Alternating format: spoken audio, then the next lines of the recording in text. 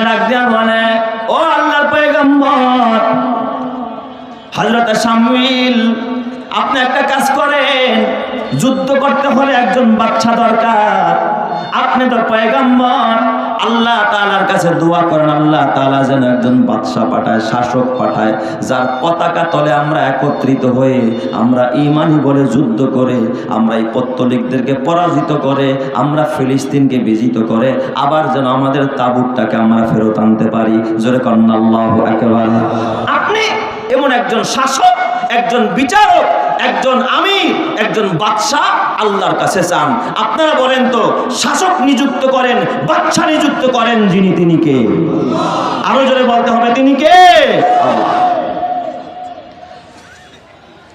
পয়গম্বর শামুয়েল আলাইহিস সালাম তিনি জানেন মুসা নবীর জমানার ইতিহাস, তিনি জানেন ইউশা ইবনে নুনের জমানার ইতিহাস, তিনি জানেন যখন কাজীদের একটা স্টেট ছিল ওই সময়ের ইতিহাস, তিনি জানে এই জাতি গাদ্দারি করে, পয়গম্বরদের কথা তারা শুনতে চায় না।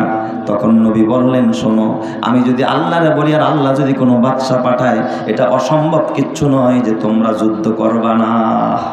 আল্লাহ বাদশা পাঠাইলো, বাদশায় যদি কয় চলো যুদ্ধ করি, তখন তোমরা কই যাইবা না? যুদ্ধে যাইবা না, কারণ মুসা নবীর ডাকেই তোমরা কি দাও নাই? সাড়া দাও নাই।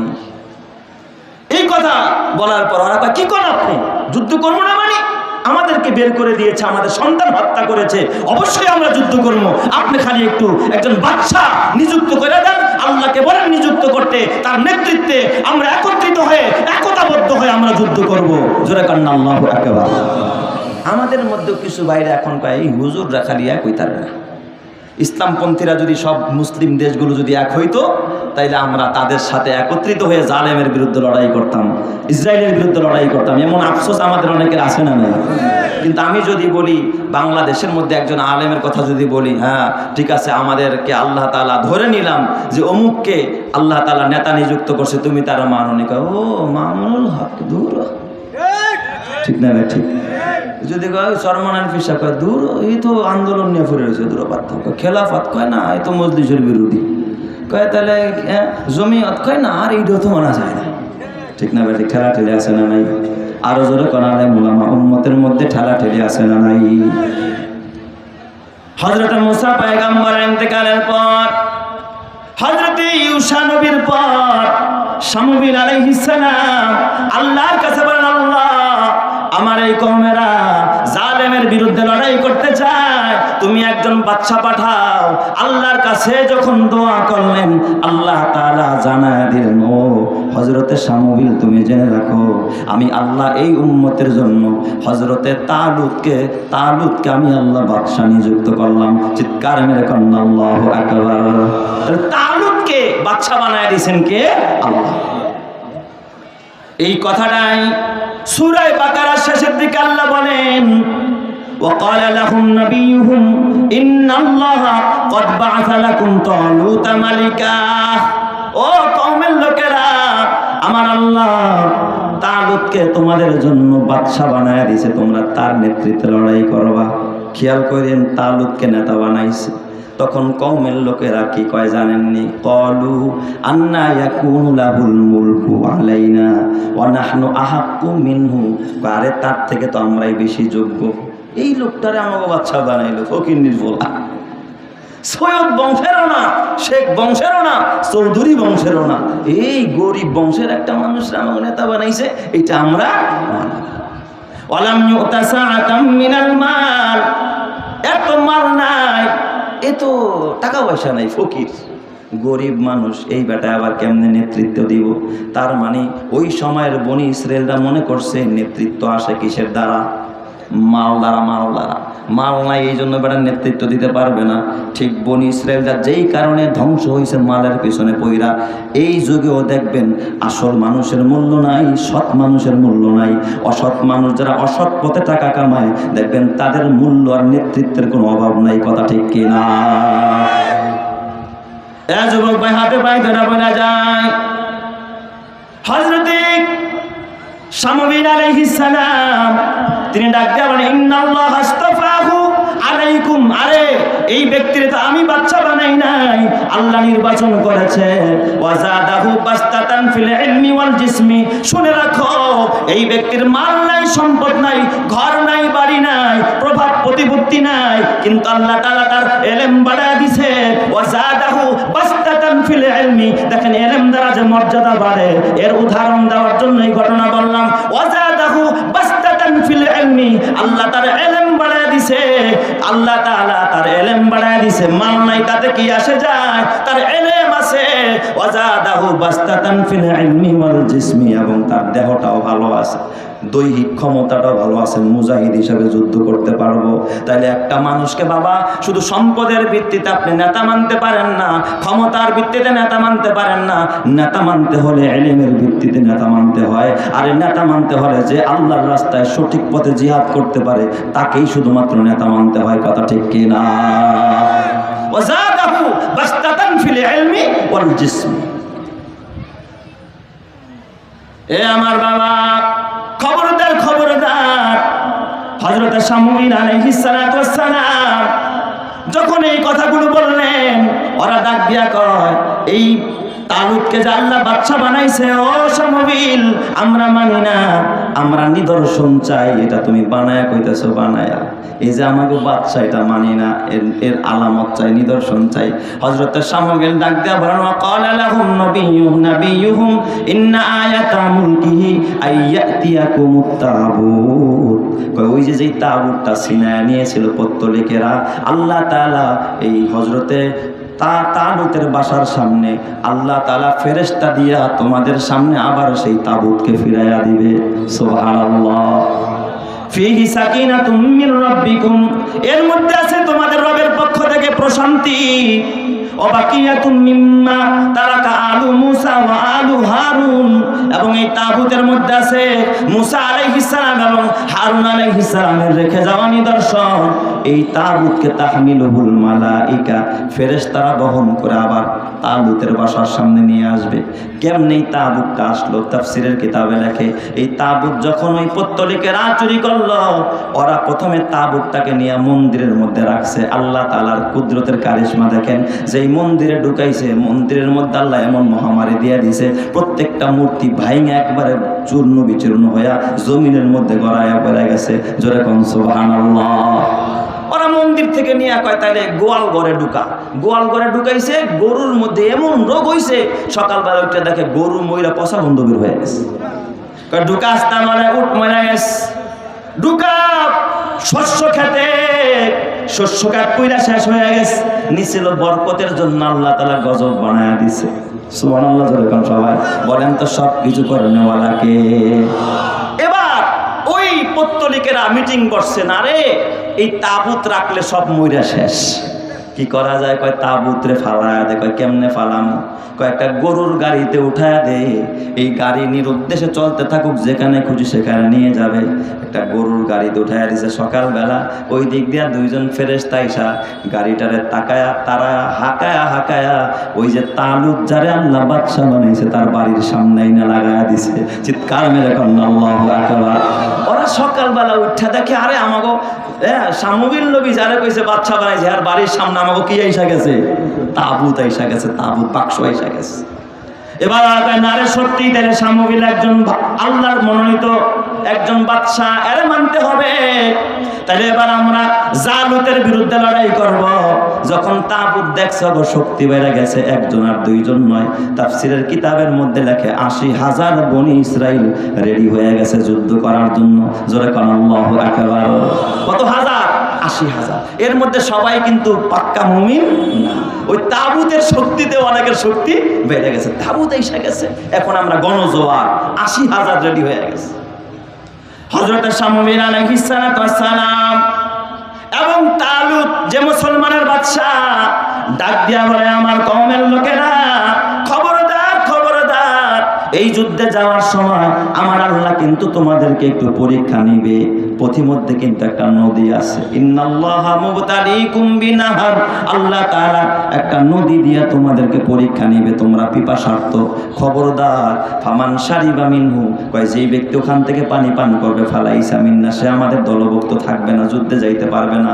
ওমান লাম ইয়াতামহু ফাইন্নাহু মিন্নি, আর যারা এখান থেকে পানি পান না করবে তারা যুদ্ধে যাবে। ইল্লা মালিক তারাফা গুরফাতাম বিয়াদি, তবে যদি কেউ হাত দিয়ে এক চুল্লু খায় তাতে কোনো সমস্যা নাই। ওইখানে যায় স্বচ্ছ পানি দেখা ৮০,০০০-এর মধ্যে ম্যাক্সিমাম মানুষই পানি খায়া একেবারে আদা মরা, এখন মরতে হবে না। মাত্র ৩১৩ জন, ৩১৩ জন আর কি খায় নাই, পানি খায় নাই। মুসলমান ৩১৩-এর মধ্যে কত বরকত, আমার আলোচনা শেষের দিকে খেয়াল করেন। ৩১৩ জনে পানি খায় নাই, বাকি সবাই কি খাইছে? একেবারে পেট ভরে পানি খাইছে। এখন তাদা মরা ওরা কয় কলুলা তাকাতা লানাল ইয়াউমা লিজালুত, জালুতের বিরুদ্ধে লড়াই করার ক্ষমতা আমাগো নাই, মরে গেছি। পানি খায় একেবারে সব হারায় গেছে। কিন্তু যারা পানি পান করে নাই, নবীর কথা শুনছে অথবা এক চুল্লু পান করছে, ওরা কয় কামিম ফিআতিন কলিলাতিন গলাবাত ফিআতান কাসীরাতান বিইজনিল্লাহ, বহু অল্প মুষ্টিময় মানুষ আল্লাহর নির্দেশে তারা বহু বড় বড় দলের বিরুদ্ধে বিজয়ের মালা পড়ছে। চিৎকার মেরে করেন আল্লাহু আকবার। আমরা ৩১৩ জন লড়াই করব, ৩১৩ জনের কাফেলা। যখন এবার জালুতের বিরুদ্ধে লড়াই হয়ে গেল, একদিকে লিডারের নাম হলো তালুত, আরেকদিকে কাফেরদের লিডারের নাম জালুত। একজনের নাম তালুত, আরেকজনের নাম জালুত। দুই দলের নেতা দুইজন। আগের যুদ্ধ কিন্তু আপনাদের এই গ্রাম্যগঞ্জের মতো এরকম যে যারা পারে তেমনি মারে, এইরকম না। এই দলের একজন যাইতো, ওই দলের একজন যাইতো, মল্ল যুদ্ধ হইতো। এ মরে গেলে একটা মরে গেলে আর পরাজয়, পরে আরো দুইজন পাঠাইতো। সর্বপ্রথম যখন যুদ্ধ আরম্ভ হয়ে গেল, যুদ্ধের শুরুতে যখন যুদ্ধ মুসলমান একদিকে অপরদিকে জালুত বাহিনী, জালুত কয় আমি যাবো সবার আগে, দেখি কে আসে আমার সাথে লড়াই করতে। আর এই জালুত ছিল একেবারে শৌর্যবীর্যে একজন সুসজ্জিত যোদ্ধা, এর সবাই ভয় পায়, বড় পাহলোয়ান, যেমন লম্বা তেমন তার শক্তি, আর গোটা দেহটা ছিল লৌহ বর্মে আবৃত, শুধু চোখ দুইটা আর এই সামান্য চেহারার কিছু একটা অংশ খোলা, আর পুরা শরীরটাই লোহা দিয়া ঢাকা। তার সাথে লড়াই করার মতো সাহস কারো নাই। জালুত দাঁড়ায় গেছে, কে আসাই তালুত, তালুত রে বারবার ডাকে আয় আয়। তালুত তো লিডার, মুসলমানের লিডার। তালুত কয়ে আমার দলের লোকেরা কে পারবা এই জালুতের বিরুদ্ধে লড়াই করতে? খেয়াল করেন খুব ভালো করে, বোঝেন মুসলমান ইমানের কত দাম, এলেমের কত দাম। আল্লাহ কারে এলেম দিছে, এলেম আলেমের কত দাম। কেউ দাঁড়ায় না, কেউ দাঁড়ায় না। দীর্ঘ সময় পার হয়ে যায়। ওই সময় এই মুসলমানদের সৈন্যদের ভিতরে ৩১৩ জনের ভিতরে ৬ জন সন্তান ছিল হযরতে দাউদ আলাইহিস সালামের বাবা। দাউদ আলাইহিস সালামরা ৬ ভাই, তারা এই ৬ ভাই সবাই এই যুদ্ধে ছিল। সুবহানাল্লাহ। আর দাউদ নবীর ৬ ভাইদের মধ্যে হযরতে দাউদ পয়গম্বর ছিল সবচাইতে ছোট, কিশোর, মাত্র একটু একটু মোচ উঠছে, এখনো পুরাপুরি বড় হয় নাই। এই দাউদ, তার বাবা ছিল একজন বয়োবৃদ্ধ। আব্বা তোমরা এই ৫ ভাই যাও, আর দাউদ তুমি থাকো, তুমি আমার খেদমত করো। ওরা ৫ ভাই গেছে যুদ্ধের ময়দানে, কেউ প্রস্তুত হয় না তালুত জালুতের বিরুদ্ধে লড়াই করার জন্য। হযরত শামউইল আলাইহিস সালাম খুঁজতেছে এই যুদ্ধের মধ্যে কারে পাঠানো যায়, জালেম জালুতের বিরুদ্ধে লড়াই করবে, খুঁজা কাউরে পায় না। হঠাৎ হযরত শামউইল ডাক দিয়া কয়, এই শোনো, দাউদ নামের কেউ এখানে আসেনি? কয় না না, দাউদ নামের কাউরে পাওয়া যায় না। তখন তার ভাইরা ডাক দিয়া বলে, আমার ওই ছোট্ট ভাই দাউদ, সে তো আমার বাবার খেদমত করতেছে। এক বর্ণনা আসছে দাউদ নবী, তখন তার দাউদ নবীরে তার বাবায় ডাক দিয়া কয়, বাবা কিরে তোর ভাইরা যে 2 দিন আগে যুদ্ধে গেল এখনো আসে না, যা তো ভাই, বাবা তুই একটু খবর নিয়ে আয়, তোর ভাইগো কি অবস্থা, বাইসা আছে না মরে গেছে। দাউদ নবীরে বাবায় একা একা পাঠায় দিছে ওই বাহিনীর খবর নেওয়ার জন্য। হযরত দাউদ পয়গম্বর ছোট্ট মানুষ, কিশোর মানুষ, আল্লাহর নবী তখন নবুয়ত পায় নাই। দাউদ নবী যখন রাস্তা দিয়ে যায়, কিছু দূর যাওয়ার পর এক জায়গায় দেখে একটা টিলার ভিতরে পাথর। দাউদকে ডাক দেখা, ও দাউদ, ইয়া দাউদ তাল হিনায় দিকে আসো, ও দাউদ পাথরটা আমাকে নিয়ে যাও, ছোট্ট একটা পাথর, এই পাথরটাই ডাক দিয়া বলে আমার নিয়ে যাও, সামনে তোমার উপকারে আসবে। সুবহানাল্লাহ। সবাই দাউদ নবী কয় কিরে পাথরে কথা কয়, পাথরটা খুইলা ব্যাগের মধ্যে রাখছে। কিছু দূর যাওয়ার পর দেখে আরেকটা পাথর ডাক দেখো, ও দাউদ আমারেও নিয়ে যাও, তোমার কাজে আসবে। দাউদ নবী ওই পাথরটাকেও ব্যাগে বসছে। সামনে যায় দেখা আরেকটা পাথর ডাক দেয়া কয়, ও দাউদ কোথায় যাও, এদিকে আসো, আমার ব্যাগে করে নিয়ে যাও, কাজে আসবে। একে একে তিনটা পাথর নিয়ে হযরত দাউদ পয়গম্বর রওনা করলেন যুদ্ধের ময়দানে। যখন ময়দানে দাঁড়াইলেন, হযরত শামুইল যখন তাকাইলেন, দাউদ নবীর অন্যান্য ভাইরা কয় যে আমার ছোট্ট ভাই দাউদ যারা আপনি খুঁজতেছিলেন, চেহারার দিকে তাকায় হযরত শামুইল বুঝা ফেলাইছে আর চেহারায় নূরের নবুয়ত আছে। কারণ নবীরাই নবী চেনে, বাটপার চেনে, আল্লাহওয়ালার আল্লাহওয়ালা চেনে। কথা ঠিক না ঠিক জোরে কয়। শামুইল ডাক দিয়া বলে, এই দাউদ তুমি কি পারবা? তখনও সে নবী না, কয় দাউদ তুমি কি পারবা এই জালেমের বিরুদ্ধে, জালেমরা হত্যা করতে? ডাক দিয়া বলে, ও পয়গম্বর শামুইল আপনি চিন্তা করবেন না, আপনি আমার অনুমতি দেন। কয় তাইলে শোনো, এই যে আমার হাতের ব্যবহৃত তরবারিটা তুমি নিয়ে যাও। আমি তাকেই বলছিলাম, একটা হলো দৈহিক শক্তি আর একটা হলো ইমানি শক্তি। হযরত দাউদ ডাক দেয়া কয়, ও গো আল্লাহর পয়গম্বর শামুইল এবং তালুতরা ডাক দেয়া কয়, ও মুসলমানদের বাদশা তালুত, আপনার তরবারি আমার দরকার নাই, আমি খালি হাতেই যুদ্ধ করব, খালি হাতেই লড়াই করব। কেমনে করবা? কয় আমার ব্যাগের মধ্যে পাথর আছে, এই জালেমকে হত্যা করার জন্য তরবারি লাগবে না, আমার একটা ছোট্ট পাথরই যথেষ্ট হয়ে যাবে। চিৎকার মেরে কান্না আল্লাহু আকবার। দাউদ নবী সামনে গিয়া ছোট্ট একটা পাথর বের কইরা শুধুমাত্র বলছে বিসমিল্লাহি আল্লাহু আকবার। সুবহানাল্লাহ বলবেন না সবাই? একটু জোরে কান্না আল্লাহু আকবার। বিসমিল্লাহি আল্লাহু আকবার বলে যখন মারস, ওই জালেমের চোখ দিয়া ঢুকছে, পিছন দিয়া বের হয়েছে, মাথার মগজটা যা ছিল সব বের করে ফেলছে। এক পাথরেই ধরাশায়ী হয়ে গেছে, জায়গার মধ্যে পড়ে ইন্তেকাল করেছে। যখন তাদের লিডার শেষ হয়ে গেছে, লক্ষ লক্ষ জালুতের বাহিনী ওই ময়দান ছাইরা পালাইতে বাধ্য হয়েছে। চিৎকার মেরে কান্না আল্লাহু আকবার। এ মুসলমান, এত বড় বিশাল যুদ্ধ, এটা কিন্তু অস্ত্র দিয়া হয় নাই। বলেন তো কিসের বলে হয়েছে? এই জোরে বলেন কিসের বলে হয়েছে? ঈমানের বলে। আমার আল্লাহ তাআলা যখন ওই সময়ের ভিতরে কিছুদিন পর হযরত শামুইলের ইন্তেকাল হয়ে যায়, বাদশা এবার তালুত তখন ডাক দেয়, দাউদ রে তুমি তো একজন ভালো মানুষ, ও দাউদ আমার একমাত্র কন্যা, এটা আমি তোমার হাতে তুলে দিতে চাই।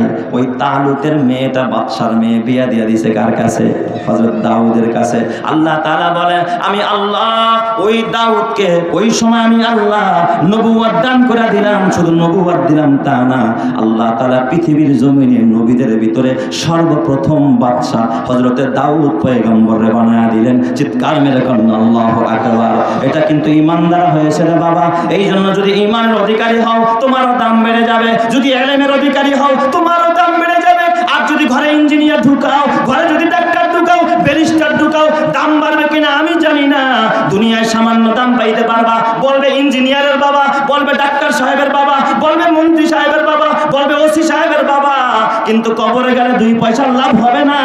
কবরে যাওয়ার পরে যদি বলে এটা হাফেজের বাবা, আলেমের বাবা, এটা মুফতি সাহেবের বাবা, এটা নবীর বাবা, নবীর চাচা, নবীর ভাই, হাফেজের সহযোগী, কিয়ামতের ময়দানে এই পরিচয় তোমাকে জান্নাতে নিয়ে যাবে। কথা ঠিক না বেঠিক জোরে কও। এই জন্য আমার বাবা হাতে পায়ে ধরে বলা যায়, সন্তানকে ইঞ্জিনিয়ার বানাও বাধা নাই, ডাক্তার বানাও বাধা নাই, ব্যারিস্টার বানাও বাধা নাই। আমার বাবা গো, গত 2 দিন আমার প্রোগ্রাম ছিল উত্তরবঙ্গে। প্রথম দিন ছিল দিনাজপুর, দ্বিতীয় দিন ছিল আমার রংপুর। আজকে কিন্তু রংপুর থেকে ফ্লাইটে নবয়ারে আপনাদের এখানে এসেছি। বহু দূর থেকে কষ্ট করে আসলাম। ওখানে যাওয়ার পর আমি এমন এক বাস্তব ঘটনার সম্মুখীন হইলাম। সারাদিন গতকাল কোনো কাজ ছিল না, রেস্ট নিছে। আমারে বিভিন্ন জায়গায় ঘুরাইতে নিয়ে গেছে ওখানকার আলেম ওলামারা। কয় হুজুর আজব একটা কবর দেখবেন নি? আমি বললাম নিয়ে চলেন। কোথায়? আমারে নিয়ে গেছে এক অ্যাটর্নি জেনারেলের মায়ের কবর দেখাইতে। ছেলে অ্যাটর্নি জেনারেল মানে বড় আইনজীবী। বড় আইনজীবী যারা মানুষকে আইন শিখায়, দেশের আইন শিখায়, কিভাবে চলবেন, কিভাবে চলা দরকার, আইন শিখায়, আইন প্রণয়ন করে যারা, একজন অ্যাটর্নি জেনারেল, বড় একজন আইনজীবী, তার মায়ের কবর। আমি বললাম আরে আলেমের কবরের কাছে নাই, নাম অ্যাটর্নি জেনারেলের মায়ের কবরের কাছে কি, এর মধ্যে কি কারামাত আছে? আমার ডাক দিয়া বলে, ওস্তাদ তা না, কেন আপনাকে এনেছি শোনেন। এই মহিষী নারী, তার ঘরে দুইটা মাত্র সন্তান, তার একটা ছেলে একটা মেয়ে। ছেলেটাও প্রবাসে, সেই দেশেও প্র্যাকটিস করতেছে, অ্যাটর্নি জেনারেল, বড় একজন আইনজীবী, আইন প্রণেতা, যারা আইন বানায়। তার মেয়েটাও বিদেশে কানাডার বাড়িতে। এই মহিলাটা দীর্ঘ 5 বছর যাবৎ বৃদ্ধাশ্রমে ছিল, দেখার মতো মানুষ ছিল না। অথচ ছেলে ওই জায়গার মধ্যে সিটিজেনশিপ পাইছে, মেয়েও পাইছে, মায়ের খবর নেওয়ার মতো কোনো মানুষ নাই। মাঝে মাঝে নাকি কিছু টাকা পাঠাইতো। শুনছি গুলশান এলাকার এক আভিজাত এক বৃদ্ধাশ্রমে নাকি তার মাকে রাখতো, ওই বৃদ্ধাশ্রমে ইন্তেকাল করেছে। একজন মা ইন্তেকালের পরে আমি বললাম, তাহলে এখানে দাফন করলো কারা? আমাদের এলাকার আলেম ওলামারা ঢাকায় গিয়া তার লাশটা আইনা এখানে দাফন করেছে। হয়তো অ্যাটর্নি জেনারেল কিছু টাকা পাঠাইছে। আমি হাতে পায়ে ধরে বলি, রে বাবা, সন্তানদের বড় শিক্ষিত বানাইছো, কিন্তু মানুষ বানাইতে পারো নাই। সন্তান শিক্ষিত হয়েছে, ইঞ্জিনিয়ার হয়েছে, ডাক্তার হয়েছে, ব্যারিস্টার হয়েছে, আইনজীবী হয়েছে, কিন্তু মানুষ হতে পারে নাই। কথা ঠিক না ব্যাঠিক? জোরে গান। যদি মানুষ হইতো এই বৃদ্ধা মাকে বৃদ্ধাশ্রমে রাখতে পারতো না। কথা ঠিক না ব্যাঠিক? জোরে গান। যেই মার কলি যায় রাত্রি দিয়া দুনিয়া চিন্নি রে যুবক, এ বুড়া বাবা, পর্দারের মা, খবরদার খবরদার। যেই মায়ের পেটে লাথি দিয়া দুনিয়ায় আসলি, ওই মাকে কোনোদিন আলেম ওলামারা বৃদ্ধাশ্রমে দেয় না। কোন মুফতি সাহেব তার মাকে বৃদ্ধাশ্রমে পাঠায় না। কোন মুহাদ্দিস সাহেবের মা বৃদ্ধাশ্রমে যায় না। অথচ বড় বড় শিক্ষিতদের মা বৃদ্ধাশ্রমে যায়। ওরা শিক্ষিত হয়েছে, কিন্তু কোরআনের শিক্ষায় নয়, আখিরাতের শিক্ষায় নয়। এই জন্য ওরা মানুষ হতে পারে নাই। কথা ঠিক না ব্যাঠিক? জোরে গান। ওরে মা কথাটি সত্যবতী, কিন্তু যেন ভাই মায়ের মতো আপন জনারে ভুবনে নাই। রোগ বিছানায় শুয়ে মাগো, যন্ত্রণাতে মরি, সান্ত্বনা পাই তোমার কথায় মাগো, আর কিছুতে নাহি। এ আমার বাবা, কবরে যেতে হবে, বাঁচা যাবে না, বাঁচা যাবে না। তোমরা দেখেছো বিশ্বজয়ী হাফেজ এই যে সাইফুর রহমান তাকি, গোটা পৃথিবীর ভিতরে কয়েকটা দেশের কোরআন প্রতিযোগিতা হাফেজে কোরআন বিশ্ব চ্যাম্পিয়ন হয়েছে তাকি। এই যে আজকে তাকির দাফন কাফন শেষ হল, পৃথিবীটা ছাড়া কোরআনের পাখি কবরে জমা গেল। তাকির মায়ের কান্নাকে দেখে যে আমার ছেলে আন্তর্জাতিক মানের একজন হাফেজ, পৃথিবীর ভিতরে কোরআনের সুনাম অর্জন করলো। এই সন্তানটাকে আজকে যেই মা কবরে রাখছে, যেই বাবা কবরে রাখছে, ওই মা বাবার কবরে, ওই মা বাবার দিলের কি হালাত। অন্তত তাকির মায়ের এক পর্দা পড়া অডিও কল দেখলাম, সে বলতে চায় আমার কোনো আফসোস নাই, আমার কোনো আফসোস নাই। কারণ একটাই হলো, কিয়ামতের ময়দানে আমি যদি আল্লাহকে আল্লাহ যদি জিজ্ঞাসা করে কে নিয়ে কবরে আসছো, আমি বলবো আল্লাহ কিচ্ছু আনতে পারি নাই, তবে তোকির মতো একজন হাফেজকে আমি জন্ম দিয়েছি। আমি মা এই উসিলায় যেন নাজাত পাওয়া যায়, আমি মা এই উসিলায় যেন কবরে গিয়ে শান্তি পাই। এ বাবা, দুনিয়ার সম্পদ তোর কাজে আসবে না, গাড়ি বাড়ি ক্ষমতা কাজে আসবে না, তোর নারী কাজে আসবে না, তোর জাগতিক শিক্ষা কাজে আসবে না, তোর কাজে আসবে বাবা কোরআনের শিক্ষা, কাজে আসবে তোর দান খয়রাত। এ যুবক, তাই না? তোমরা কি দেখো না আমার বাড়িও শরীয়তপুর, এই শরীয়তপুরের নড়িয়া একজন অধিবাসী আবুল কালাম ভাই পথচারী মেট্রো রেলের নিচ দিয়া শুধু হাঁটাহাঁটি করতেছিল। এ বাবা 7 ঘন্টা স্ট্যাটাস দিয়েছে যে আপাতত যদি জীবন থেকে পালায়া যেতে পারতাম তাইলে মনে হয় একটু ভালো থাকতাম। আল্লাহ তাআলা কবুল করে ফেলাইছে। 4 দোকান থেকে পানি টানিয়া একটা সিসি ক্যামেরার ভিডিও দেখলাম, মাত্র কয়েক সেকেন্ড আগে 4 দোকান থেকে গ্লাসে করে একটু পানি পান করছে। হাঁটতে হাঁটতে মেট্রো রেলের নিচে গেছে, উপরে উঠবে, মেট্রো রেলে করে আসেনি, তার গন্তব্যে যাবে। কিন্তু আল্লাহ জানেন আজরাইল যে ওই জায়গায় রেডি করে রাখছে, মেট্রো রেলের নিচে বেরিং পেট পইরা ওই জায়গার ভিতরে যে আবুল কালাম মারা যাবে সে জানে না। অথচ আবুল কালামকে আপনারা চিনেন না, আমার দেশি মানুষ আমি যতটা চিনি আপনারা জানেন না। এই আবুল কালামরা 10 ভাই বোন, ওর 6টা ভাই। আবুল কালামের 4 বোন, মোট 10 ভাই বোন। আবুল কালামের বাবা একজন কোরআনের হাফেজ। এই বাবাটা অল্প বয়সেই তার বাবা মারা যায়। সন্তানগুলো হওয়ার পরে সর্বশেষ ছোট সন্তান ছিল এই আবুল কালাম। আবুল কালাম এতিম হয়ে যায়, তার বাবা দুনিয়াতে নাই। এই ছোট্ট বাচ্চাটা কত কষ্ট কইরা, এতিম বাচ্চা পড়াশোনা কইরা মানুষ হয়। এ যুবক ভাই, এখন একটু সুখ পাইছে, দুইটা বাচ্চা, একটু চাকরি কইরা চাইছিল সুখের একটা নির্গর্ভের শহরের ভিতরে অথবা নারায়ণগঞ্জের ভিতরে, কিন্তু আল্লাহ যে আজরাইল ওই জায়গায় রাইখা দিছে, ওখানেই জন্মরণ হবে, গন্তব্যেও যাইতে পারবে না। বাবা তোমার আমার জানা নাই, এই সুখের বাড়ির সাথে যাবে না, গাড়ি যাবে না, নারী যাবে না, টাকা যাবে না, পয়সা যাবে না, সব তোমার পরে থাকবে। কথা ঠিক না ঠিক জনে কান? এই দুনিয়াতে তুমি যতই করো আমার আমার, চোখ বুঝেই দেখো লাগবে তোমার শুধু যে আধার।